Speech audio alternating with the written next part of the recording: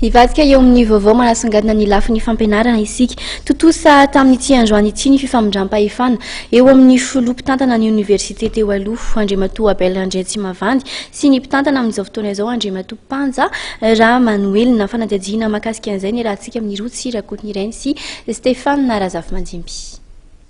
Araky ny efa nampanantenain'ny filoha-mpitantana ny oniversité vaovao Andriamatoa Panja Manuel dia ny fienoana sy ny fifampiresahana rehefa misy ny olana no atao vaindron-dara eo amin'ny anjerimanontolo entina indrindra amahana izany olana izany.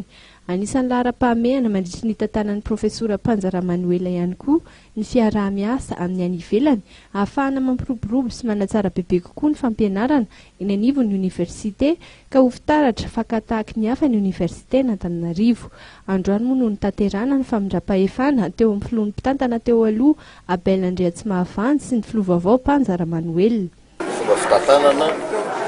lazaiko teo hoe entinao anatin'ny fifanakaloza-kevitra mangarahara fifanajana indrindra ankoatra n'ilay point sasany samihafa zay efa nytenena teo ihany koa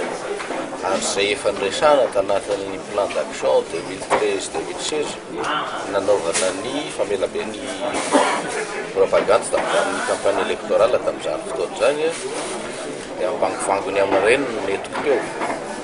ohatran'ny hoe fampiloboloana zany ny fampianarana lafy fitiarovana fiara-miasa milieu professionnel eto amintsika ny any ivelany sy vao hitantsika voaingana raha teo ny resaka fanimpalemana zay tsy maintsy hotonorona akaiky dia akaiky idéal amin'iny hoe voafefy tanteraka ny université an'Antananarivo saingy dinihana amin'ny lalana atraizany zaka fa ho anisan'ny lahara-pahamehana. Ny tanjona raha nambaran'ny filohan'ny oniversité vaovao dia ny ahatonga lafatra ny eo amin'ny fikarohana sy ny fanabeazana ka araka ny filan'ny oniversité sy ny filan'ny firenena izany. Ezahana ho ihatra ny filohan'ny oniversité vaovao ny tsanjarana tsara ny fitantanam-bola mandritry ny 3 taona izay iasany mba tsy hisy intsony ny grevy lavareny. Isy ihany koa ny fijerevana manokana ny lafin'ny filaminana eny anivon'ny oniversité isorohana ny loza izay mety hitranga eny an-toerany toy ny zava-nisy vao tsy ela akory izay.